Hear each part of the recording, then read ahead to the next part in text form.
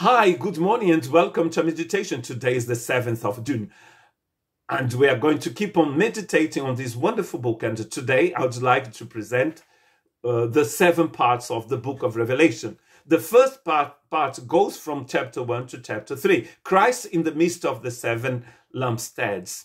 The second one, the book with the 7 seals, chapter 4 to chapter 7. And then the third, the 7 trumpets of judgment, chapter 8 to chapter 11. The fourth part of the book of Revelation, the woman and the man-child persecuted by the dragon and his helpers, the 2 beasts and the prostitute or the Babylon.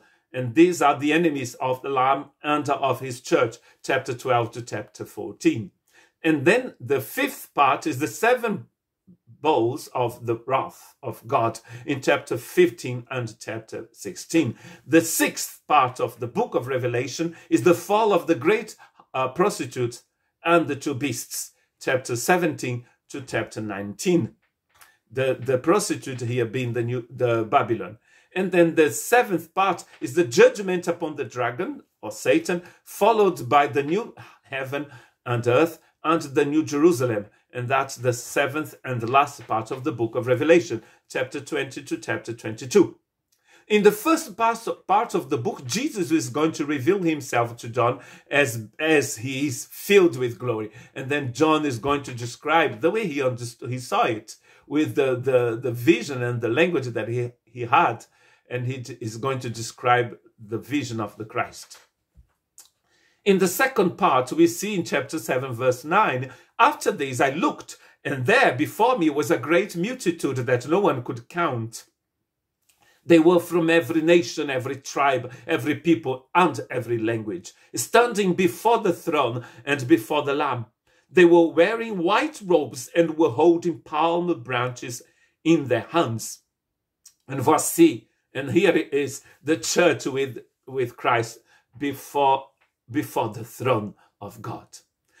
Another time when we see Christ and his church isn't in chapter 11 verse 15. The 7th angel sounded his trumpet, and there were loud voices in heaven which said, the kingdom of the world has become the kingdom of our Lord and of his Messiah, and he will reign forever and ever. That's talking about the same thing as chapter 7. And the first part when Christ was amongst his church. Revelation chapter 14 verse 1, then I looked, and there before me was the Lamb standing on Mount Zion, and with him 144,000 who had his name and his father's name written on their foreheads. And here we see the seal of the Lamb on his people. On his people. The same people who were before the throne in chapter 7. And actually in chapter 7, we also call them the 144,000 people. These are the ones who belong to the Lamb.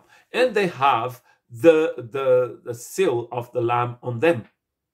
In chapter 15, verse 2, again, we see the Lamb with Christ. And I saw verse 2 of chapter 15, I saw what looked like a sea of glass, glowing with fire, and standing beside the sea, those who had been victorious of the beast and its image, and over the number of its name, they held harps given them by God. So they had the name of the Lamb on them, as said chapter 14. So because they had the name of the Lamb, they cannot have the name of the beast. So they defeated the beast because their robes were washed in the blood of the Lamb, as the book says.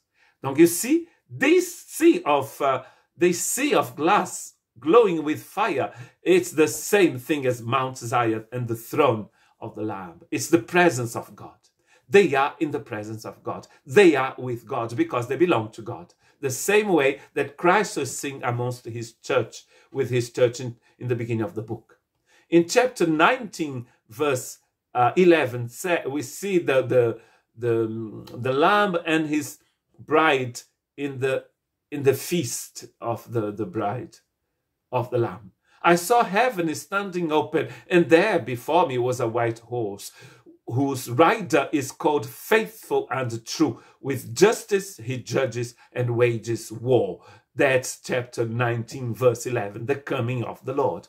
And then finally, at the end of the book, in Revelation chapter 21, we see the New Jerusalem. Then I saw a new heaven and a new earth, for the first heaven and the first earth has passed away, and there was no longer any sea. I saw the holy city, the New Jerusalem, coming down out of heaven from God, prepared as a bride, beautifully dressed for her husband. And I heard a loud voice from the throne saying, "Look, God's dwelling place is now among the people, and he will dwell with them. They will be his people, and God himself will be with them, and will be their God. He will wipe every tear from their eyes. There will be no more death, or mourning, or crying, or pain, for the old order of things has passed away."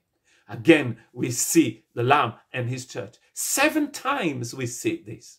In the first part, 2nd, 3rd, 4th, 5th, 6th, and 7th. The Lamb and his people. God have mercy on you and bless you.